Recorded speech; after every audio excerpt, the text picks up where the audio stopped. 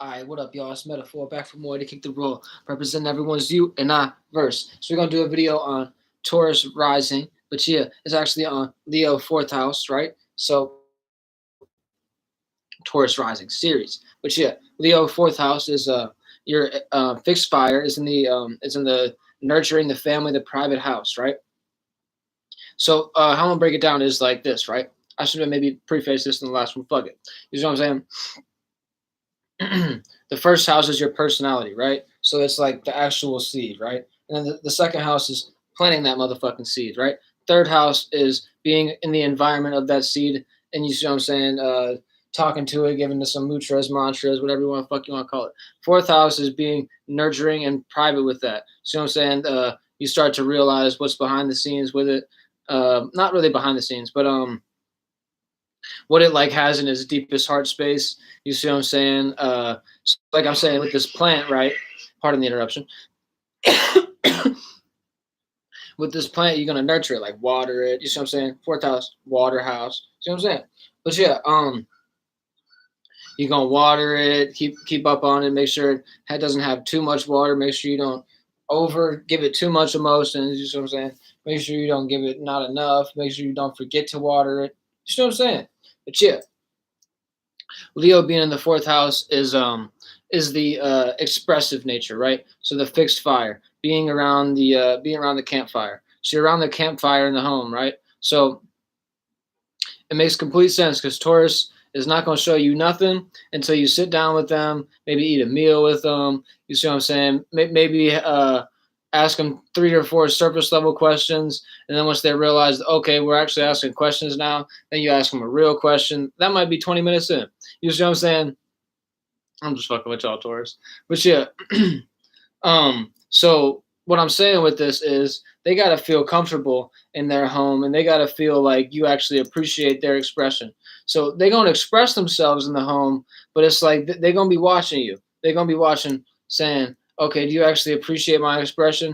It's like Leo is all about that. And in the home, it's going to be nurturing in this fire way, right? So it's going to be the way that they express themselves is going to be nurturing, right? So say mom made some real good motherfucking food. You like, ooh, thank you, mom. This is the best food ever. I never felt this way before about some food. This is great. You see what I'm saying? And that sounds like some Taurus shit, right? For example, um, a Taurus made some steak with some chili and all that, and some onions. What else was in there? He's a hibachi chef. Shouts out to Taurus, making some good food. You see what I'm saying? And it was spicy. He's an Indonesian individual, so they love the spicy food. Great. You see what I'm saying? I don't know if he's a Taurus rising, but he's a Taurus sun. But let me get to the point. See, being expressive in this home is going to allow people to come around you and feel comfortable around you. It's like that fire, you feel warm. Okay, everybody want to dance around the fire too. Okay, well, let's just keep on expressing myself. Let's keep on making some food. Maybe let's order another pizza. You know what I'm saying? You see what I'm saying?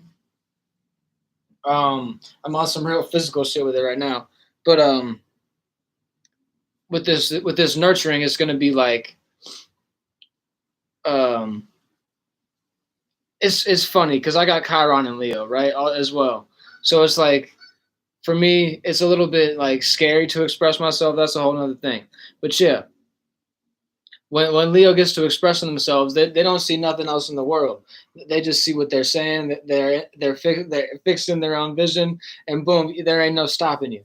So whenever you're on this role, just be aware of the people that side eye you and the people that don't really give you much feedback on what you're saying, or whenever you express your visions and like what people would want to dance around the fire with you, what you think would people would want to dance around the fire with about. You know what I'm saying? Like let me just make sure you get exactly what I'm saying. It's like we light a fire, we have a campfire going, like that's aka the vision. So you have that vision going, and it's like, do you guys want to dance around this vision that I have too? And it's like that. So like Taurus, cook you up some food, motherfucker, all that shit.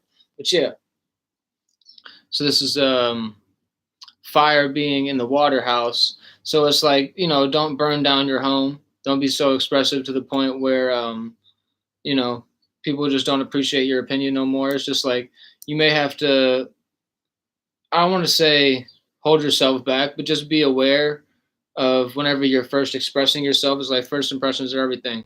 So it's like I know we're talking about the home, and it's like people that already know you, but it's like you can transform these things. You see what I'm saying?